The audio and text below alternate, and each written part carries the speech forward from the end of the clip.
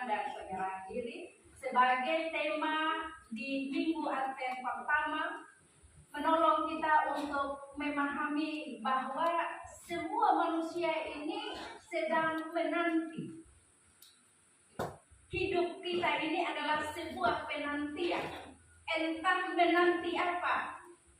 Orang tua menanti dan kapan anak-anaknya bisa beranjak dewasa dan menjadi seperti ini, itu bayangan mereka. Ada orang tua yang menanti kapan dianugerahkan 1 tambah adik, 1 tambah kakak, 1 tambah, atau ada yang belum punya anak dalam rumah, mengharapkan dan menanti untuk Tuhan kasih anugerah seorang anak. Ada yang menanti jodoh, yang muda-muda. Sampai ada yang buat status, kalau ada yang datang lamar, tapi tak dilamar. Itu penantian anak-anak muda sekarang. Anak-anak kita yang dalam masa remaja, kita sedang menanti kapan dia dewasa. 11 orang, sekian beberapa bulan terakhir ini mereka ada dalam penantian yang sungguh. Kapan Mak Pendeta Penghati tergerak untuk si disangkapong sudah. Tema kita menanti dalam pengharapan dan penyerahan diri. Bukan menanti dan ya orang timur bilang kita nampak saya ini hidup. Pada kapan Tuhan kasih turun apa yang kau nantikan. Pengharapan ini mengantar kita untuk melakukan ini dan itu, mempersiapkan ini dan itu, menjaga ini dan itu, mengupayakan ini dan itu.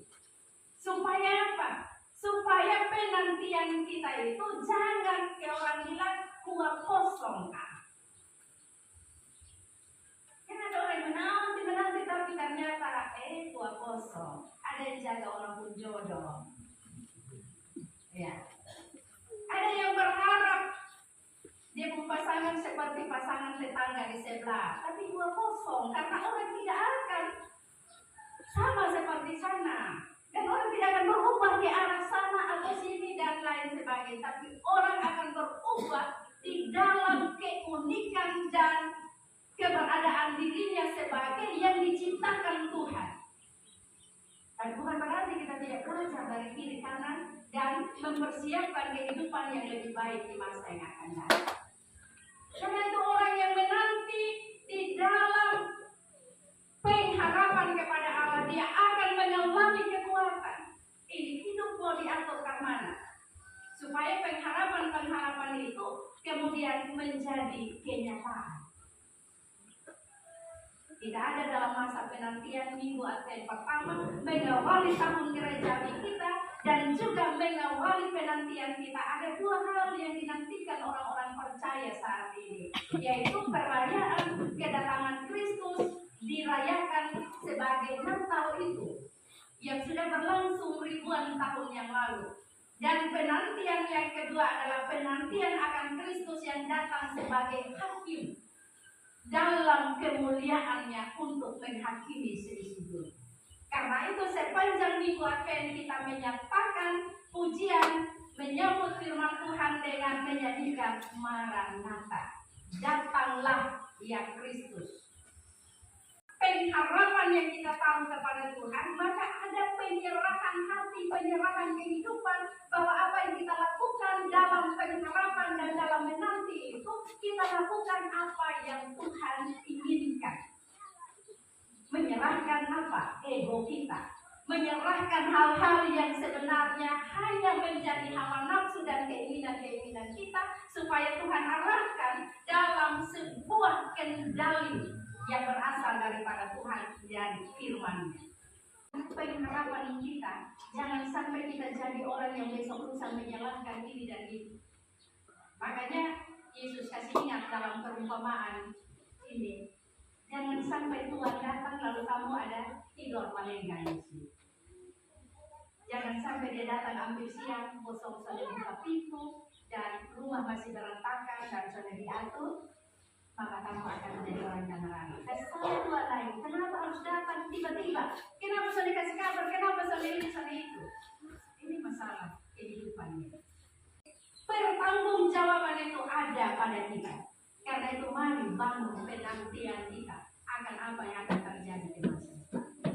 Sebagai orang tua, menantilah dengan sebuah pengharapan. Karena pengharapan menolong kita untuk digerakkan oleh Tuhan, melakukan ini dan itu, mengupayakan dan bersinergi dengan Tuhan, supaya apa yang kita nantikan itu menjadi buah dari penyerahan ini. Karena itu ada banyak hal tidak selalu sesuai dengan kita harapkan. Karena itu rumah sakit Naimata penuh sekarang. Dulu belum ada rumah sakit jiwa di Kupang, tapi sekarang rumah sakit Naimata penuh. Karena orang kurang penyerahan diri. Dia mau dia punya, dan kalau dia punya tidak terwujud, maka dia gila dan stres. Iya tuh. Kan banyak gereja-gereja pecah karena begitu. Dia mau begini, tapi pendeta apa begini, lalu kemudian dia belok di sana. Siapa suruh belok? Itu kan kalau sudah ikut mau. Itu yang lama-lama nanti jalan-jalan menyanyi sendiri, ketawa-ketawa sendiri. Ya. Cari fata morgana, kapan boleh fata morgana berlalu dan berganti hari ke hari, dan hidup tetap seperti itu. 11 orang akan meninggalkan banyak hal di masa lalu.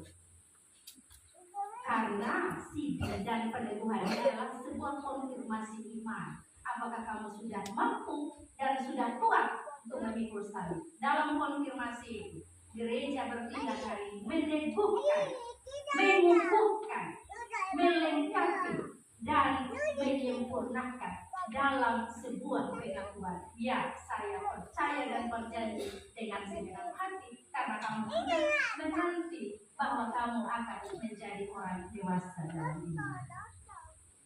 Dan juga kita sebagai orang-orang percaya, mana sudah? Yang masih ada utang-utang, dong kasih lunas sudah, serta bulan 8, jangan nanti Tuhan lalu ada simpan utang, kan keputusan masuk surga. Ya, apalagi yang lelang-lelang, dokter masuk saya lelang dari mana? Yang jangan-jangan setor muka di Tuhan di dalam gereja itu, atau masuk bagasi, atau kamu diri badan supaya sehat, datang gereja, jangan mengantuk waktu dengar firman, ya. Jangan emosi ketika pulang karena khotbah lama, karena kalau Tuhan datang dalam keadaan pulang emosi-emosi mengomel pendeta, ataupun tanpa bukan di sorga, hilang itu pengharapan semua, hilang itu iman semua, lalu kemudian kita menjadi orang-orang yang stres karena tidak ada penyerahan diri. Tuhan Yesus memberkati. Selamat teraten, selamat menantikan kedatangan Tuhan, selamat mempersiapkan diri dalam mengerjakan seluruh tanggung jawab dengan sebaik-baiknya, supaya kamu bertumbuh berakar di dalam Kristus.